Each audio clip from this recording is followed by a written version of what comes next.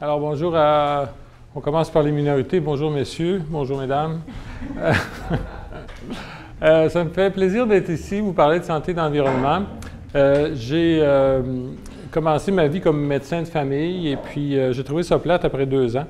Et je me suis réaligné sur la santé publique et la santé des travailleurs. Et puis après une maîtrise que j'ai faite J'ai eu le bonheur de faire ça en Californie, où on parlait de santé environnementale. Ça commençait de façon importante là-bas, les problèmes environnementaux avec des conséquences sur la santé. Donc, depuis 1982, je travaille pas mal là-dessus. J'ai intitulé je travaille à l'INSPQ, je travaille aussi chez Ouranos, le consortium en changement climatique. Je suis prof de clinique ici à l'Université Laval.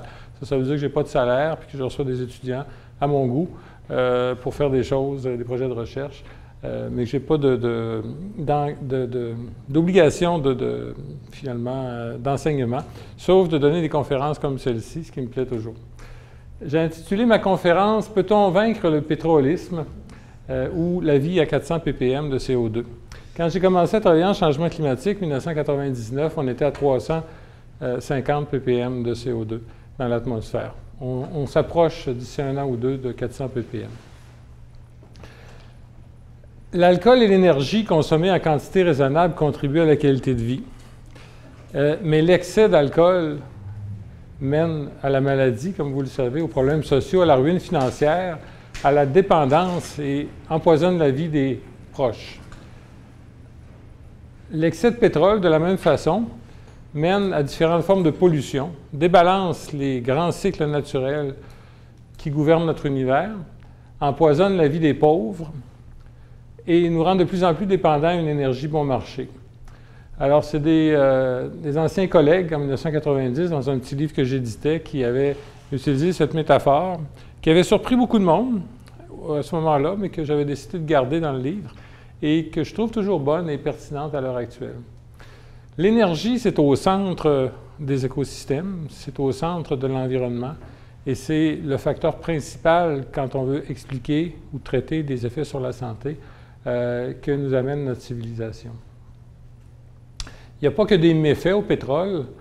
Quand on pense au plastique, à la possibilité des voyages à grande distance, la mécanisation, que ce soit dans la production agricole ou dans la construction, c'est quand même des bienfaits importants que le pétrole apporte.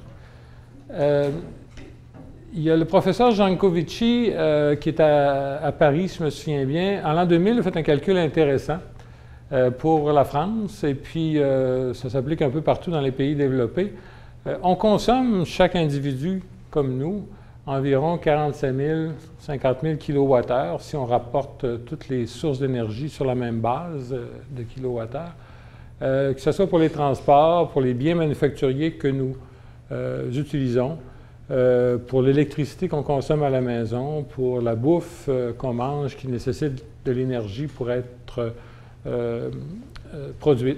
Alors, tout ça ensemble, par personne, ça fait cet ordre de grandeur-là. Ça équivaut à 100 esclaves par personne en travail manuel.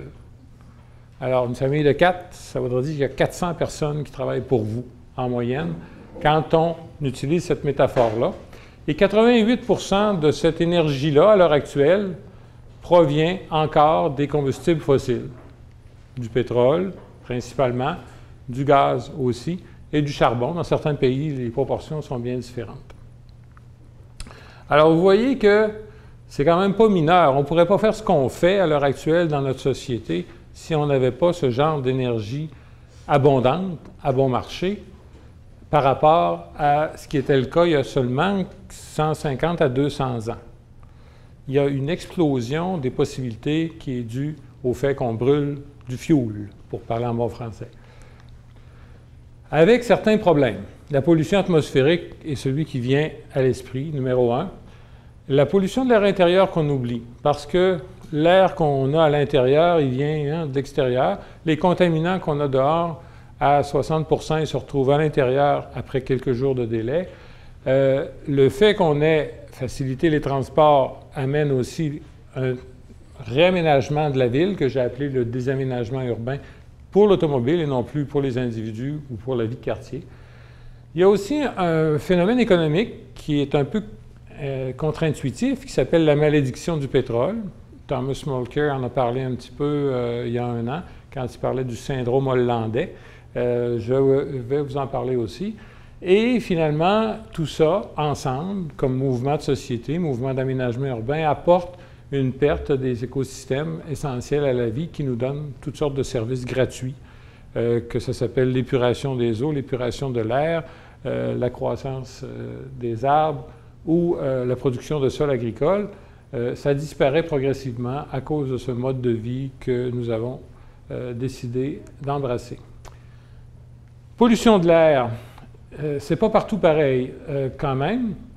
Et je vous présente ici les données du Québec. Ça, c'est la norme recommandée en moyenne annuelle pour les particules fines, qu'on appelle les PM 2.5, pour 2.5 microns. Et la norme est de 10 microgrammes. Vous voyez qu'au Québec, ça, c'est les données de Québec en milieu urbain, milieu rural en vert, milieu urbain en bleu.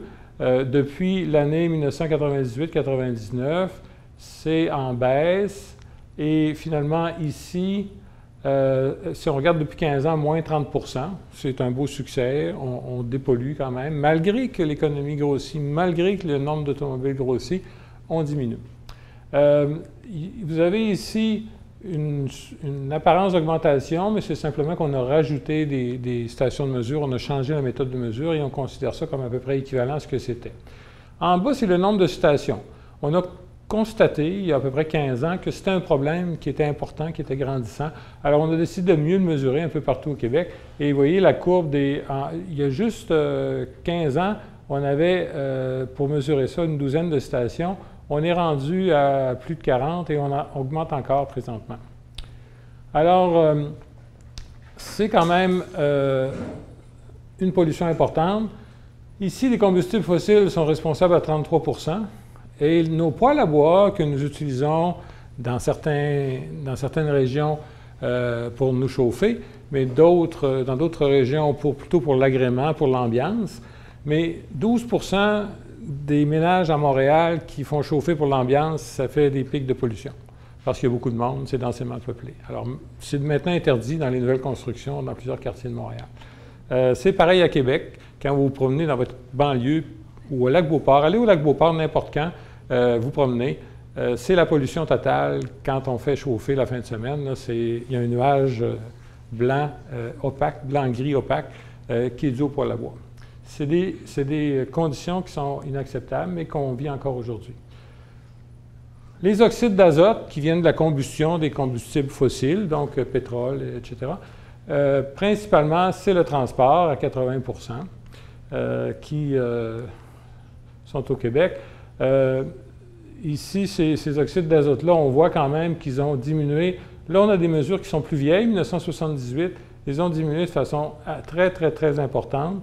Et puis, on est bien en deçà de la norme recommandée par l'OMS, moins 86 %.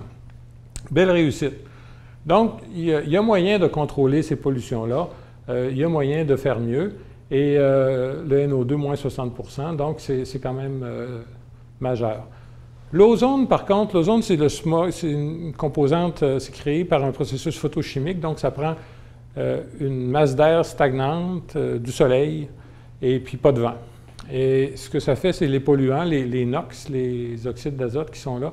Avec le soleil, il y a un processus de transformation photochimique. L'ozone se crée. Donc, ce n'est pas un gaz émis par personne. Mais vous voyez que ça, c'est en augmentation en milieu urbain parce que les oxydes d'azote baissent. Alors, ça fait l'oxyde d'azote saturait le processus de transformation photochimique. Maintenant, ça baisse, donc le processus chimique n'est plus saturé et ça nous amène davantage d'ozone en milieu urbain, et particulièrement dans les périphéries urbaines. Alors, c'est intéressant de voir que ces phénomènes-là sont complexes et certains sont en augmentation, d'autres ne le sont pas. Le SO2, le monoxyde de carbone, c'est des sources ponctuelles, des grosses usines, des smelters, des fonderies, des choses comme ça, qui disparaissent de notre paysage industriel. Il est important de savoir aussi que le smog, c'est quelque chose qui est visible, on nous l'annonce, on le voit souvent, mais l'exposition à bas bruit à des niveaux plus bas est plus nocive pour la santé. Donc, la pollution de tous les jours qu'on ne voit pas, crée les 2 tiers des maladies environ. Les maladies, c'est principalement des problèmes respiratoires, mais aussi cardiovasculaires. Ce sont des oxydants, c'est des choses qui inflamment les artères à l'intérieur de notre corps. Alors, ça crée de l'inflammation chronique dans nos artères et ça crée, dans le fond, de l'artériosclérose et la maladie cardiaque. Que ce soit dans le cerveau, n'importe où dans le cœur, c'est ce genre de problèmes-là qui sont majeurs et ce sont les deux ensemble à peu près 50% des décès encore aujourd'hui. Donc, une bonne proportion est attribuable à la pollution de l'air. Les pics de particules, des jours de smog, autrement dit, qu'on définit par un dépassement de la norme de 30 microgrammes. C'est une vieille norme, ça, mais quand même, c'est la norme. Elle va être abaissée encore bientôt. Vous voyez ici à Québec, on a quand même peu de dépassements. Ça varie entre 2 à 15 maximum, 2005. En moyenne, de ce temps-ci, c'est 7 ou 8. Mauricie, centre du Québec, qui ont déjà davantage d'usines, Bécancour d'un côté du fleuve, quelques papeteries encore, des choses comme ça. C'est énorme, c'est 40, 50, 60 dépassements par année. Montréal, c'est quand même plus important que Québec, de l'ordre de 20, 15 à 20. Et d'autres endroits, bien, juste à côté Laval, moins industriel, moins de trafic, davantage de zones non développées. C'est beaucoup moins déjà. Alors, vous voyez, c'est variable dans l'espace, dans le temps, selon qui vente ou pas. Ça fait une grosse différence. Et en comparaison, Pékin, ça c'est Pékin à peu près tous les jours maintenant, sauf quand ils tiennent les Jeux olympiques et qu'ils arrêtent toute la circulation. La norme, c'est intéressant de voir, vous vous souvenez, la norme, le smog, c'est 30, puis à tous les jours, 10 microgrammes par mètre cube. Alors, ça, c'est une journée typique à Pékin.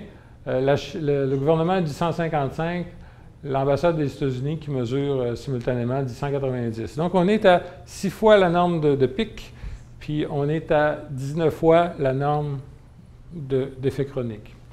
Et sur le site de l'ambassade américaine, ils nous présentent une photo en même temps, puis ils nous présentent d'autres villes comme ça. Ils ont les données historiques en bas ici, si ça vous tente de choisir le meilleur mois pour aller visiter Pékin un jour dans votre vie, bien, vous pouvez vous servir de ça. Est-ce que le taux de mortalité qu'on a vu avant s'applique? Il y a une épidémie de problèmes de santé environnementale en Chine présentement. Ils ont identifié une cinquantaine de villages où il y a des taux de cancer hyper élevés à cause de la pollution chimique. Les problèmes respiratoires cardiovasculaires sont énormes. Ils ont vraiment... ici, on appellerait ça une grande urgence nationale environnementale. Là-bas, c'est le développement harmonieux de la Chine qui conjugue le socialisme et le communisme au développement capitaliste. Bref... il y en a beaucoup qui sortent de Chine aussi. Ça en va? Je ne sais pas, je ne peux pas dire. Vous ne les voyez pas, non? On ne les voit pas ici, en tout cas. Un petit peu dans nos universités, mais pas plus. Les sources aussi ne sont pas uniquement de combustibles fossiles, elles sont aussi les feux de forêt, les feux de broussailles. Pour vous dire, ici, vous avez un feu de broussailles qui s'étend dans toutes les plaines canadiennes et tout le Midwest américain, qui descend comme ça. Et vu que les vents dominants sont ouest sur la planète, hein, la planète tourne d'un bord puis le vent suit, là, ça nous fait les conséquences, ils arrivent où? Ils arrivent ici. De même, les feux de la baie James ou les feux de l'Abitibi, quand ils sont suffisamment importants et que le vent souffle d'en haut, se rendent facilement à New York. On trouve des pics à New York, à Boston, dus à nos feux. Alors, c'est des choses comme ça qui, avec les changements climatiques aussi, on prévoit une augmentation marquée des feux de forêt en Amérique du Nord et ailleurs, à cause de la sécheresse qui va arriver dans les forêts. Alors, vous voyez que la pollution, on en produit localement, mais au Québec, puisqu'on est dans ce corridor-là ici, qui est, dans le fond, toute la chaîne des Appalaches, qui est sur la Nouvelle-Angleterre, qui monte jusqu'en Gaspésie. Ici, on a les boucliers laurentiens.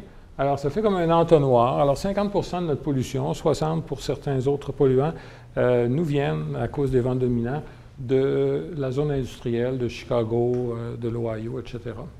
Dans la stratosphère, ça voyage vite. Chicago, Montréal, la pollution arrive en 36 heures. Québec, 48 heures. Alors, si il y a une vague de froid l'hiver à Chicago et qu'on chauffe plus, ça nous arrive ici à Québec 48 heures plus tard si les vents sont dans le bon sens. Les coûts sont importants. On les a calculés. C'est environ 2 milliards par année en coûts de santé et perte de productivité. Les gens ne vont pas travailler, les jeunes ne vont pas à l'école parce qu'ils sont malades, ils font de l'asthme ou ils font des problèmes divers.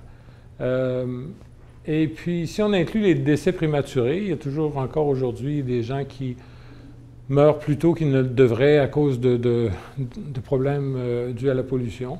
Alors, les années potentielles de vie perdues qu'on appelle, si on les calcule, ce que ces gens-là auraient gagné comme salaire, ce qu'ils auraient contribué à la vie économique, eh bien, si on ajoute ça, bien, ça fait 10 milliards par année en coût économique. Le coût des problèmes liés à l'air intérieur, personne ne calcule encore, mais ça semble majeur aussi. Et nous subventionnons simultanément l'industrie pétrolière. Au Canada, environ 3 milliards par année de subventions à l'industrie pétrolière. Il y a un petit ménage interne à faire, autrement dit, dans nos priorités et façons de faire. C'est tout simplement ce que je voulais vous signaler en mettant côte à côte ces deux informations. L'air intérieur, le pétrole est encore là aussi. Les produits chimiques, la pétrochimie, ça vient du pétrole aussi. On en a partout. Quand vous voyez une chambre d'enfant en mélamine avec des recouvrements de nylon et un plancher en je ne sais pas quoi, mais qui n'est pas cher, à 1,29 pièce du pied carré, hein, c'est pas sain pour la qualité de l'air. Il y a du formaldéhyde là-dedans, il y a certains problèmes d'hypersensibilité chimique dont vous avez sans doute entendu parler. Bref, on a ce problème-là lié à l'air intérieur qui vient du pétrole aussi. On marche moins, à cause toujours de l'orientation automobile. On mange plus parce que la productivité a augmenté en termes agricoles, les prix demeurent bas. Et puis, en 50 ans d'évolution, vous connaissez le résultat. C'est ça, tout simplement. Beau bonhomme. Heureusement, ils ont mis un peu de décorum alentour, de décoration alentour de ce monsieur. Si on change un petit peu, ça n'a pas besoin d'être un changement très radical, mais juste remplacer la moitié des trajets courts de moins de 8 km, 6 mois par année. Ça a été fait, cette étude-là, dans le Midwest, au Michigan. Donc, un climat très semblable au nôtre. Peut-être que l'hiver fait plus froid, puis l'été fait plus chaud. C'est la différence. Mais faire des trajets courts, une fois sur deux à bicyclette, ça diminue de 40 % la pollution. Ça diminue pour l'État du Michigan, 1100 décès évités par année, beaucoup de maladies évitées aussi, qui viennent surtout du fait qu'on fait de l'exercice, puis aussi un peu moins du fait qu'on réduit la pollution. Et c'est des choses qui se font dans certains pays. La Hollande, le Danemark, si vous êtes allé déjà, on y va beaucoup à bicyclette, on se promène à bicyclette, et ça fait partie de la vie de tous les jours. On va prendre un verre le soir à bicyclette. J'ai déjà fait ça, mais je ne le ferai plus. Non, mais ils ont quand même des allées avec des feux de circulation pour les bicyclettes et tout, et c'est bien organisé. Hein? Bon. Je vous ai parlé des effets économiques, qui ont toujours des effets sur la santé. L'effet économique dont je vous parle ici, c'est un peu contesté, mais c'est quand même intéressant. Ça s'appelle la malédiction du pétrole. C'est que dans les pays de l'OPEP, dans c'est l'Organisation des pays exportateurs de pétrole. Donc, c'est la plupart des pays qui produisent beaucoup de pétrole et qui l'exportent. Entre 65 et 98, donc sur une période de près de 40 ans, le PIB per capita dans les pays qui produisent a diminué en moyenne chaque année de 1,3 %. Pendant ce temps-là, dans les mêmes pays en développement, mais qui ne produisent pas de pétrole, l'inverse se passe. 2,2 % d'augmentation du PIB par année. C'est un peu, hein, on penserait le contraire, un petit peu tout le monde voudrait avoir du pétrole, on va devenir riche, on va améliorer notre sort. Mais finalement, ce qu'on se rend compte, c'est que quand tu as de la production de pétrole, tu as aussi une économie cyclique. Tu as une économie avec des hauts et des bas. On creuse des puits là, tout d'un coup, il y a un boom économique dans cette région-là, puis là, ça baisse. Après ça, ça s'en va dans une autre région. Pareil, ça baisse. Ça crée des inégalités sociales. Ceux qui travaillent, peut-être si vous lisez l'actualité internationale, là, les conflits au Nigeria présentement, ceux qui ont un job, ceux qui n'en ont pas, dans la même région, là, c'est majeur. Il y a peu de filets social. C'est des pays qui, dans le fond, n'investissent pas nécessairement dans leur main-d'œuvre, dans leur population. Ils investissent dans ce qui va payer, ce qui va ramener la rente. Et il y a beaucoup de corruption qui s'installe dans tous ces processus-là. Il y a des phénomènes d'acculturation parce que le pétrole, quand il arrive, il claire tout. Dans le fond, peu importe si tu étais une communauté bien intégrée, autosuffisante, qui aimait son coin de pays, qui faisait de la cueillette, de la pêche ou de la chasse, c'est tasse-toi de là, on arrive, puis on s'installe, et veut pas, du monde de l'extérieur arrive. Bref, ça désorganise les sociétés, avec de multiples problèmes de santé qui sont liés à toutes ces économies de boom and bust, donc de développement accéléré qui s'écrase après, qui s'appellent alcoolisme, drogue, maladies transmises sexuellement, violence, traumatisme. Les gens mangent mal, les gens ne font pas d'exercice, le diabète s'installe, l'obésité, et c'est ça qui arrive. Ce n'est pas uniquement dans les pays pauvres. J'ai participé en 2010 à une étude sur les impacts des sables bitumineux de l'Alberta, et on retrouve tout ça que je vous décris, qu'on trouve au Nigeria ou en Indonésie, ou ailleurs qui produisent du pétrole, mais on le retrouve en Alberta, dans les régions qui produisent du pétrole. C'est pareil. Il y a des gens qui gagnent des gros salaires, puis il y a le monsieur et madame qui avaient, dans le fond, une petite shop, puis qui sont plus capables de subvenir à leurs besoins parce qu'ils sont écrasés par la concurrence. Ils ne trouvent plus de personnel parce que tout le monde gagne 40$ de l'heure. Ils sont plus capables de trouver de quoi pour faire marcher leur dépanneur. Et donc, ils remplacent, ils font des semaines de 80 heures, et puis ils pètent au bout de 3, 4, 5, 6 ans. Alors, c'est ça aussi, c'est pareil aux États-Unis. Les États-Unis, ça a l'air, c'est un grand pays producteur de pétrole, parmi les premiers au monde. Et en moyenne, vu que le pays est grand, ça ne paraît pas. Mais si tu regardes les États qui sont grands producteurs, c'est le même effet. L'Alabama, le Mississippi, ce n'est pas les États les plus reluisants aux États-Unis. La Louisiane non plus. C'est là que se produit le pétrole. Le sud du Texas, c'est pauvre raide. Alors, vous voyez, c'est vraiment la malédiction du pétrole, c'est on pense qu'on va s'enrichir, mais dans les faits, on s'appauvrit. Il y a d'autres maladies plus rares qui sont liées aussi au pétrole, et tous ceux qui ont lu Tintin se souviennent de certains problèmes que les Dupont et Dupont ont dû souffrir. Il y a juste la Norvège, jusqu'ici dans l'histoire, qui, le pétrole était produit en mer, et ils se sont pris d'avance, ils ont bien organisé leurs coûts, et ils ont bien géré ça. Donc, ce n'est pas impossible, mais il reste que ça s'est peu réalisé dans l'histoire de l'humanité. Il y a aussi, derrière tout ça, beaucoup d'argent, beaucoup de compagnies privées qui voient avant tout à faire de l'argent et à défendre leurs intérêts. Ceci est un rapport, une petite figure qui vient c'est pas de moi, c'est le commissaire au lobbying du Canada, et qui nous montre c'est quoi le nombre de compagnies et de lobbyistes qui essaient d'influencer la législation sur le changement climatique, et donc diminuer la production de pétrole, ou en tout cas taxer tout au moins la production de gaz à effet de serre. Et il y en avait, ça part à 27, ça monte peut-être à 35 jusqu'en 2004. Qu'est-ce qui se passe en 2004?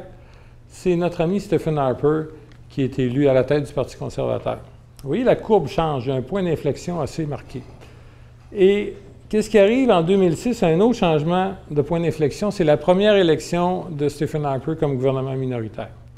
Et vous voyez, après, en 2007-2008, on est à 160 personnes de compagnie, plus un autre 160 personnes de compagnie, de lobbyistes engagés par la compagnie. Tu as 320 personnes sur la colline parlementaire qui rencontrent chaque député, chaque ministre pour vendre leur salade à tous les jours. C'est leur job à temps plein. C'est pas mineur et ça a été très efficace. Nous avons abandonné Kyoto. Nous avons abandonné le financement des programmes en matière de climat au niveau fédéral canadien. Ce n'est pas le cas au Québec, tant mieux. Mais il reste qu'il y a des changements politiques qui sont clairement reliés à l'effet concerté des compagnies qui profitent de l'achat, de la vente du pétrole. Un dernier effet, c'est la perte des écosystèmes essentiels. Quand on pollue, quand les villes s'étendent pour l'automobile, ça ne revient pas ce qui était là auparavant, les milieux humides, les forêts, ce qu'on coupe. Et ces fonctions-là, gratuites, sont offertes par la nature, ne sont pas comptabilisées dans le PIB. On ne paye pas, mais ils sont là pareil. Ils sont souvent irremplaçables. Ça s'appelle régulation des gaz à effet de serre. On est en train de perdre cette fonction naturelle. La production des sols agricoles, ça prend 500 ans à produire un sol agricole à partir de zéro. Quand on fait une banlieue supplémentaire, on vient de détruire un demi-millénaire de travail de la nature pour faire un sol agricole. L'épuration naturelle des eaux dans les milieux humides. Pourquoi le Saint-Laurent s'est-il tant détérioré entre 1960 et maintenant? C'est qu'on a éliminé 80-85% des milieux humides qui le bordaient et qui filtraient son eau. Alors, c'est normal qu'on ait de la dépollution à faire. Même chose pour le recyclage des déchets, la biodiversité qui disparaît. La biodiversité peut avoir des effets inattendus très importants, comme vous le voyez ici. Moins d'arbres cause des problèmes.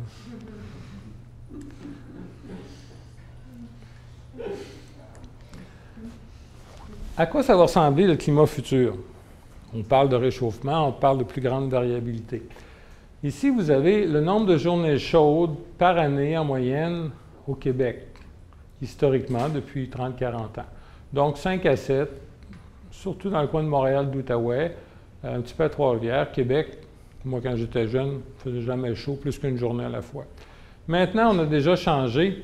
On est rendu à un intermédiaire par rapport à la prochaine. La prochaine, c'est vers 2040, où est-ce que vous voyez que jusqu'à la baie James, il commence à avoir plusieurs journées chaudes par été et qu'on est rendu à 15 jours dans la région de Montréal, de journées au-dessus de 30 degrés. Même Québec commence à être chaud.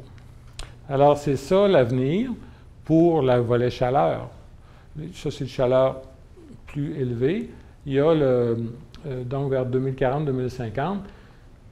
Pour vous donner une idée de ce que ça peut être, en tenant compte aussi de la pluie et de la variabilité, j'ai demandé au RANA, ça fait déjà un petit bout en 2005, moi, ça ne me disait pas trop grand-chose ce que ça voulait dire. Puis j'ai dit, qu'est-ce que ça peut représenter, par exemple, pour Rimouski? Ils m'ont dit, Rimouski, ça va être rendu à Blanc-Sablon à peu près.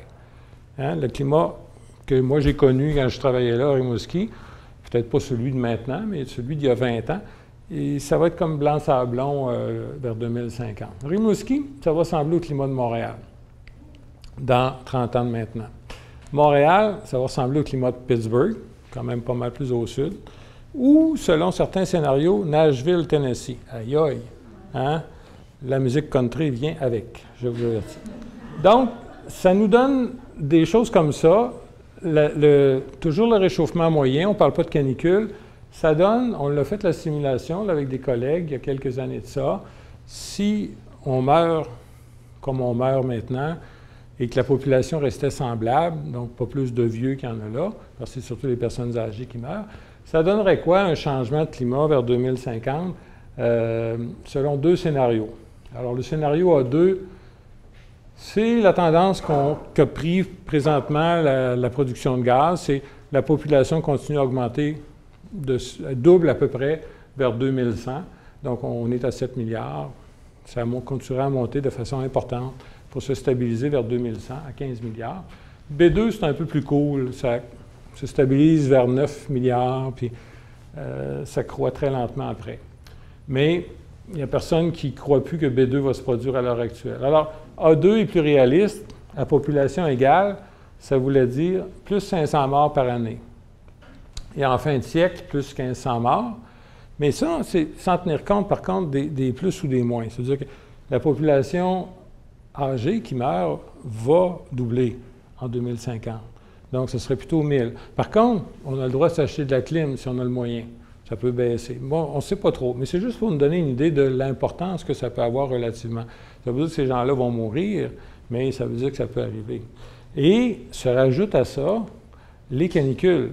Ça, c'est le réchauffement moyen. Là, s'il y a une grosse vague de chaleur forte, là, ça se rajoute en plus. C'est quoi une canicule? Présentement, au Québec, on en a eu une en 2010 et on a eu pendant 5 jours, 6 jours, 33 d'augmentation du taux de décès quotidien. 310 morts à peu près en 2010. On en a eu d'autres plus petites après, 2011-2012, puis là, il n'y a pas eu de mort. Fait que, autrement dit, ça peut être, ça dépend comment c'est géré, ça dépend comment on se prépare, ça dépend comment on est climatisé, on ne le sait pas encore. Qu'est-ce que ça veut dire? Mais ça veut dire que c'est sérieux. C'est comme, c'est l'équivalent, ça, c'est l'équivalent des décès sur la route par année. On met beaucoup d'argent là-dedans pour prévenir ça. À l'heure actuelle, on ne met pas beaucoup d'argent dans la prévention des problèmes liés au changement climatique. Mais il y a moyen d'agir. Et puis, sans prôner l'abstinence, après tout, je ne suis pas un pentecôtiste américain, il reste qu'il y a des moyens, au-delà de l'abstinence, pour s'adapter, pour diminuer les gaz à effet de serre aussi. Je vous invite en passant, on organise une petite conférence ici à Québec du 1er au 3 octobre au Musée du National des Beaux-Arts. Si ça vous tente, on va développer une communauté de pratiques francophones en adaptation, santé, mais au sens large, l'aménagement du territoire, etc., et qui sera ouverte à tous. Alors, vous êtes les bienvenus, tous ceux que ça peut intéresser.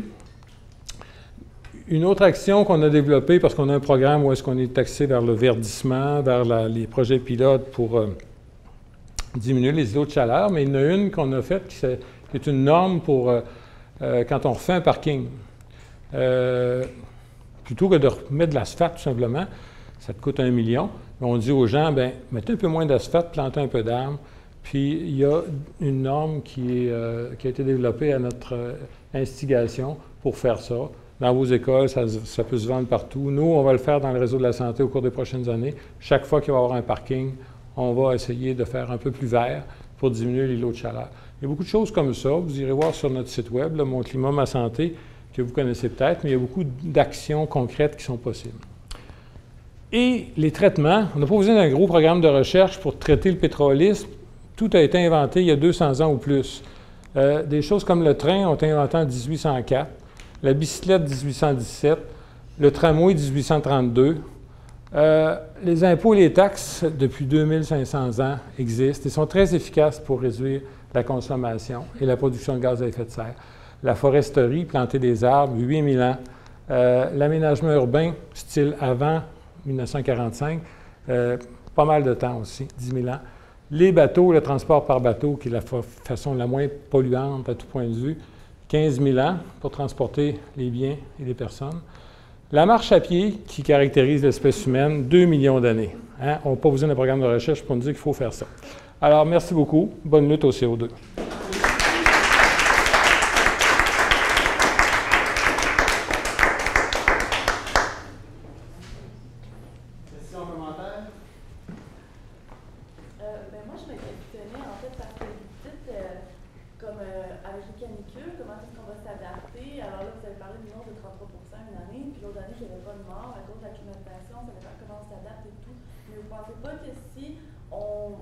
Avec la climatisation, avec le temps, ça va demander plus d'énergie pour climatiser, puis au bout du compte, on augmente notre consommation d'énergie, donc on n'a pas vraiment de problème. C'est vrai de façon générale quand on produit notre électricité avec du pétrole ou avec du charbon. On a la chance au Québec de la produire à 98 % par l'hydroélectricité qui ne produit pas de gaz à effet de serre, sauf un petit peu lors de la construction des barrages. Là, mais sinon, ici, on peut se sentir à l'aise. Les autres, oui. Mais il y a des façons alternatives de gérer ça, qui s'appellent la plantation des arbres, la plantation des vignes, les toits blancs, les toits verts, qui s'appelle une meilleure gestion de l'eau en ville, faire que l'eau, plutôt que d'aller dans les égouts, reste sur les terrains, puis en s'évaporant, amène la chaleur avec elle, ce qui diminue la chaleur. Il y a des méthodes, ils ne sont pas très courantes encore ici au Québec, ça commence à s'implanter, mais de ventilation naturelle des bâtiments, où est-ce qu'on met, grosso modo, le principe, c'est que tu mets une trappe qui prend l'air dans le bas des bâtiments et puis une trappe qui la sort en haut. Alors, le mouvement naturel convectif, c'est du froid vers le chaud, parce que c'est toujours plus frais au sol que...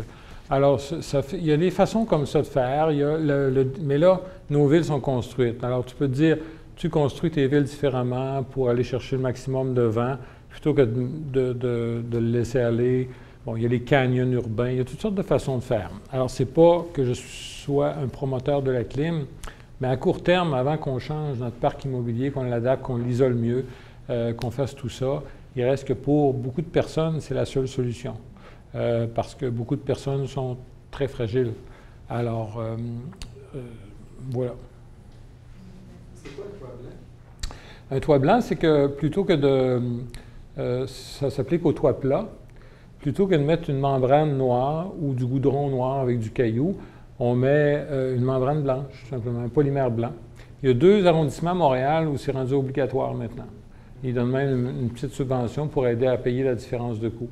Alors, Rosemont, Petite-Patrie, puis les deux, là, qui sont les 2 arrondissements dont le maire est un peu écolo, là, avec... comment ça s'appelle? Fernandez, c'est ça.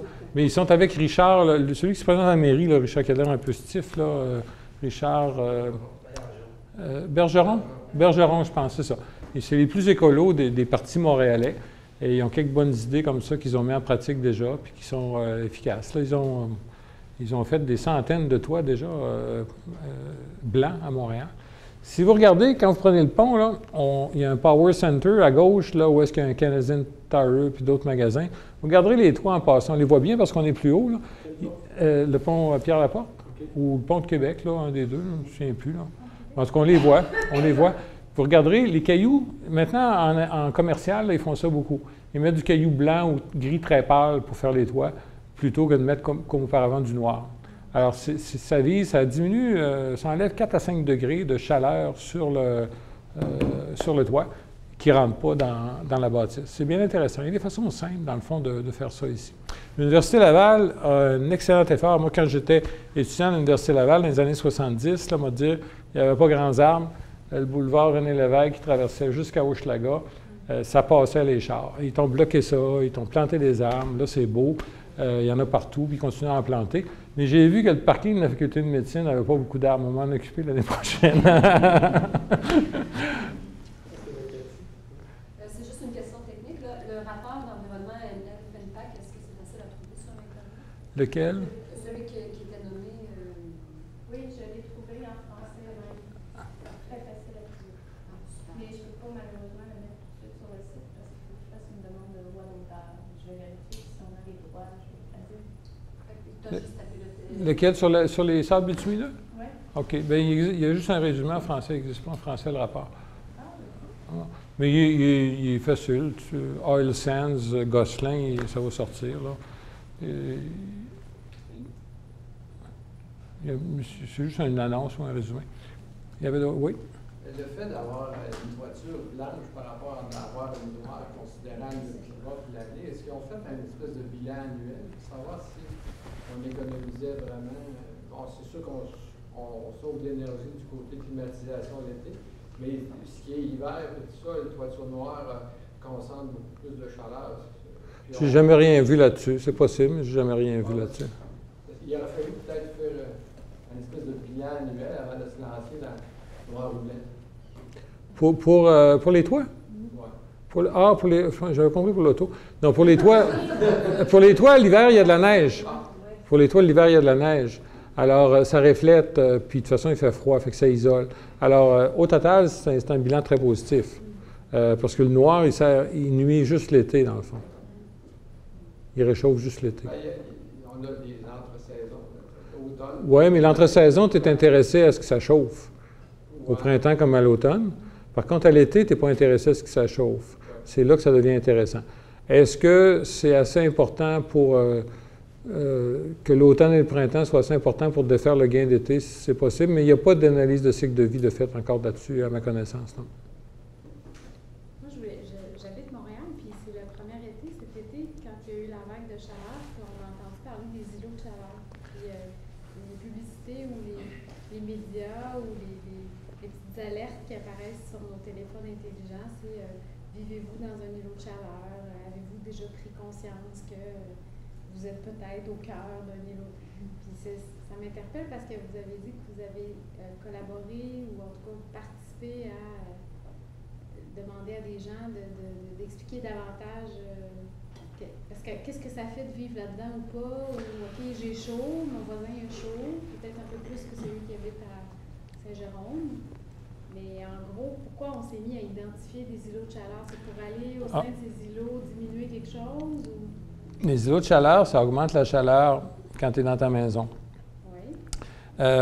Si tu es dans un îlot, puis qu'en plus tu restes au 3e étage, au 4e étage d'un building, puis tu es en dessous des toits, s'il fait 32 dehors, mais il fait 43, 44 dans ton appartement si tu n'as pas la clim, même si tu as les fenêtres ouvertes. Alors, c'est ça. Si un îlot de chaleur en ville, tu peux avoir des différences de 10 à 12 degrés dans une ville entre être, disons, pour dire quelque chose, au milieu d'un boisé urbain ici à Hauteville, là, puis tu t'en vas en bas sur le bord de la rivière Saint-Charles, là, tu peux aller chercher du 13-14 degrés Celsius de différence. Alors, c'est majeur de savoir ça pour les gens qui sont susceptibles d'avoir des problèmes. Alors, c'est quoi? C'est les personnes de 75 ans. Quand on voit les mortalités, c'est 75 ans et plus avec maladie chronique. Bon, insuffisance cardiaque, problèmes cardiaques sévères, problèmes respiratoires sévères. Les gens avec des problèmes, certains problèmes neurologiques sont très sensibles à ça, même s'ils sont jeunes. Là. Alors, épilepsie, sclérose en plaques, des choses comme ça. D'autres types de problèmes aussi, certains médicaments. Bref, il y a une sous-population très à risque là, qui ne mourrait pas s'il faisait si chaud. Hein. On s'entend, ce n'est pas du déplacement de décès de personnes sur le bord de mourir. Là. Il y en a de tout ça, mais c'est de l'ordre du quart à peu près. Le reste, 75 %, c'est votre grand-mère, c'est votre grand-père qui aurait vécu encore 2, 3, 4 ans, 5 ans, 6 ans, puis là, ils se font pousser un petit peu trop fort sur le bord de puis qui meurent. Alors, c'est ce monde-là qu'on cherche à protéger. Nous, on a fait la cartographie pour tout le Québec des îlots de chaleur. On l'a mis en ligne. C'était très populaire cet été. Ils en ont plus parlé. Ils en avaient parlé les années d'avant. Peut-être que tu ne lis pas le Journal de Montréal, mais à tous les étés, où tu étais en vacances les jours où ça sortait, mais à tous les étés, depuis 7-8 ans, ils font un spécial îlot de chaleur qui dure 2 jours, 3 jours. Cet été, Radio-Canada l'a mis sur son site Web, puis ça a fait planter notre site Web, notre site d'îlot de chaleur. J'ai trouvé que c'était pendant 2 semaines. Oui, c'était là, c'était très fort. Et puis il y avait, je pense qu'on a eu 50 000 visiteurs, quelque chose de même. Là. Le premier 10 minutes a été l'enfer. Mais en même temps, on était contents. Est-ce que ça termine les questions? Oui.